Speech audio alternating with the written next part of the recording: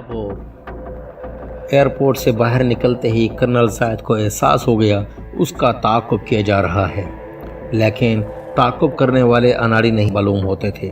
बड़े सलीके और हाजिर दिमागी से वो उसके पीछे लगे हुए थे और किसी तरह भी शुबा नहीं होता था कि उसका ताक़ुब किया जा रहा है। कर्नल जाहिद अपनी टैक्सी के पीछे आती हुई जिस कार पर शक करता, वही कार चंद लम्हों बाद उसकी नज़रों से गायब हो जाती।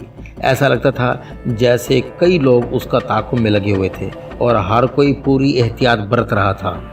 कर्नल जाहिद को उसका इल्म न हो सके कि उसका ताक़ुब किया जा रहा है। जाहिद सोच में पड़ गया। उसके सिंगापुर में कदम रखते हुए अनजाने लोगों का एक पूरा गिरोह उसके ताक़ुब में लग गया था और ये आसार अच्छे मालूम नहीं होते थे। उसने पीछे देखा, दो गाड़ियों के पीछे एक पुरानी सी कार चली आ रही थी जिसकी ड्राइविंग सीट पर एक चीनी बैठा हुआ था, लेकिन वो बिल्कुल लापरवाह सा दिखाई दे रहा था। ड्राइवर, जायद ने टैक्सी ड्राइवर से बोला, अब तुम मुझे म्यूजियम ले चलो। ड्राइवर बोला, होटल नहीं सर। जायद बोला, नहीं। थोड़ी देर बाद उसकी टैक्सी म्यूजियम के सामने एक झटके के साथ रुक गई। कर्नल जायद ने नीचे उतर कर टैक्सी का किराया दिया और छोटा सा सूटकेस उठा लिया। टैक्सी के आगे निकल जाने के बाद उसने घूमकर उस तरफ देखा जिस तरफ से आया था और चौंक सा गया। उसने एक टैक्सी चौराहे पर रुकती देखी, लेकिन उसके अंदर से कोई बाहर नहीं निकला था। जायद ने एक गहरी सांस ली और अपना सूटकेस उठाकर म्यूजियम की इमारत में दाखिल हो गया। म्यूजियम के हॉल में 2-3 टेलीफोन बूथ दिखाई दे रहे थे। जायद एक बूथ में घुस गया और जल्दी जल्दी किसी का नंबर डायल करने लगा। सिलसिला कायम होते ही उसने कहा, टोटो है? आप कौन हैं? सोने की चिड़िया। एक लम्हे के लिए खामोशी छा गई, फिर आवाज़ आई, 10 मिनट बाद फिर फ़ोन करो। ये नंबर कहाँ का है? लेकिन दूसरी तरफ से सिलसिला मुनक़ता हो गया। कर्नल जायद ने गहरा सांस लिया। जो नंबर उसने डायल किया था वो उसे जनरल क्यू ने दिया था कि वो उस नंबर पर टोटो को फ़ोन करके मदद हासिल कर सकता है। ठीक 10 मिनट बाद जायद ने फिर नंबर मिलाया। इस बार जवाब देने वाला टोटो ही था। सोने की चिड़िया। जायद ने अपना कोड दोहराया और बोला, अभी 1 घंटा काबल मैंने सिंगापुर में कदम रखा है, लेकिन यहाँ आते ही मेरी निगरानी शुरू हो चुकी है। उधर से आवाज़ आई, वो कितने हैं? इधर से कोई अंदाज़ा नहीं लगता, लेकिन कई हैं, क्योंकि जो आदमी ताक़ुब करता है वो सुबह होते ही गायब हो जाता है और उसकी जगह कोई नया शख्स आ जाता है। उधर से आवाज़ आई, आप कहाँ से बोल रहे हैं?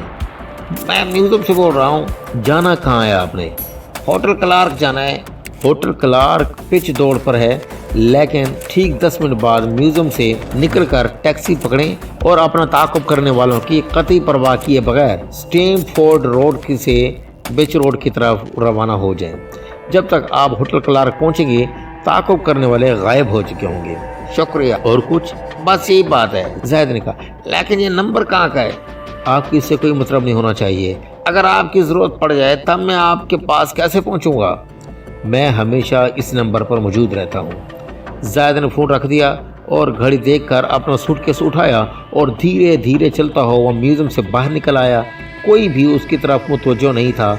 उसने गहरी नज़रों से जायज़ा लिया, लेकिन कोई शख्स उसे शुबा दिखाई नहीं दे रहा था। उसके इशारे पर एक टैक्सी उसके करीब आकर खड़ी हो गई। जायद ने सूटकेस अंदर रखा और ख़ुद भी सवार हो गया। होटल क्लार्क, स्टैमफोर्ड रोड से होकर चलो, उसने कहा। टैक्सी ड्राइवर ने अपना सर हिलाया और टैक्सी आगे बढ़ा दी। जाहिद लापरवाही से बाहर देखने लगा। इस बार उसने ताक़ुब करने वालों की कोई फिक्र नहीं की थी। टैक्सी तेज़ी से भागती रही। स्टैमफोर्ड रोड पर उस वक्त काफ़ी रश था। उस रश में जायद के लिए ये अंदाज़ा लगाना बहुत मुश्किल था कि उसके पीछे आने वाली गाड़ियाँ कौन कौन सी हैं, कौन कौन सी गाड़ियाँ उसका ताक़ुब कर रही हैं। लेकिन उसके बावजूद उसने मोटे चीनी की सूरत पहचान ली जिसे उसने म्यूजियम के दरवाजे के सामने खड़ा देखा था। वो चीनी जायद के पीछे एक सियाह रंग की कार लेकर चला जा रहा था। जायद एक गहरी सांस लेकर रह गया। उसी वक्त एक अजीब और गरीब वारदात हो गई, जिसकी वजह से एक चौराहे पर अफरा तफरी मच गई।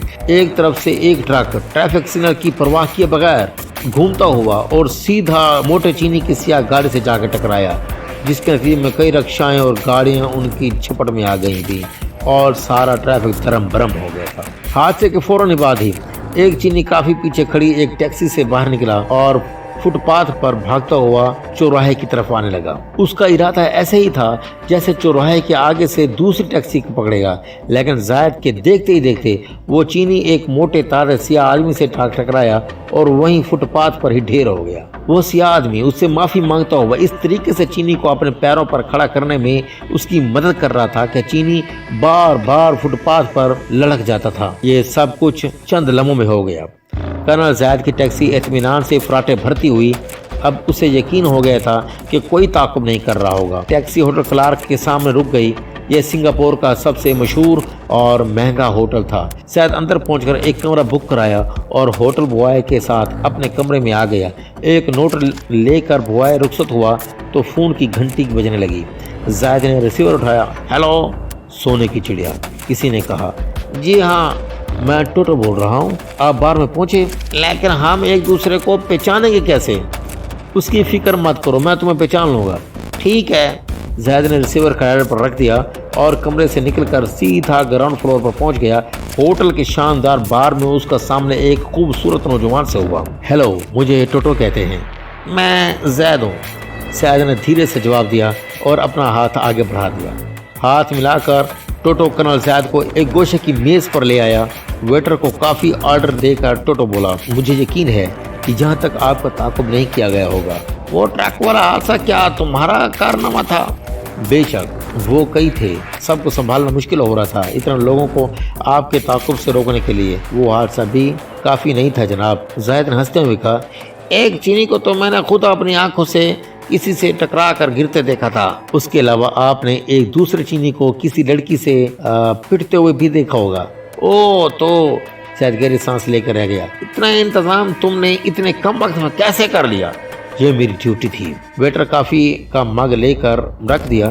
ٹوٹو نے کہا، یہاں سنگاپور میں سب قوموں کے لوگ آباد ہیں، اس لیے یہاں کوئی اجنبی معلوم نہیں ہوتا، چنانچہ یہاں کسی شخص کا غائب ہو جانا بہت آسان ہے، لیکن اپنی خصوصیات کی وجہ سے یہاں کسی آدمی کے گم ہو جانے کی کوشش میں ناکام رہنا بھی بہت آسان ہے۔ میرا مطلب یہ ہے کہ ایک بار دشمن کی نگاہوں میں آ جانے کے بعد آپ کا ان سے چھپا رہنا ممکن نہیں ہے۔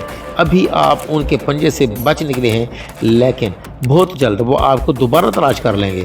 جبکہ آپ ہوٹل کلارک جیسی جگہ ٹھہرے ہوئے ہیں، میرے خیال میں آپ کا یہاں رہنا مناسب نہیں ہے۔ پھر کرنل نے کہا، مسٹر ٹوٹو۔ کرنل زاہد نے کافی کا گھونٹ بھرتے ہوئے کہا، فی الحال میرا اس ہوٹل میں رہنا بہت ضروری ہے، کیونکہ اس کا باقی پارٹ اگلی ویڈیو میں ملاحظہ فرمائیے۔ تب تک کے لیے اللہ حافظ۔